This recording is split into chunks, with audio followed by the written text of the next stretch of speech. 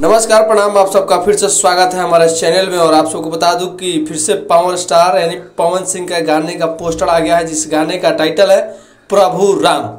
और आप सबको बता दूं कि बहुत जल्द एक गाने अभी छूटा है और वो भी गाना काफ़ी जोरों शोरों से लोग उस पर प्यार दे रहे हैं। और दूसरे गाने का पोस्टर आ गया है, जिस गाने को रिलीज किया जाएगा माँ अम्बे फिल्म्स भक्ति पर रिलीज किया जाएगा, जिस गाने को पवन स्टार पवन सिंह के आवाज़ में गाया गया है। और आप सबको बता दूं कि इस गाने को लिखे हैं विनय बिहारी।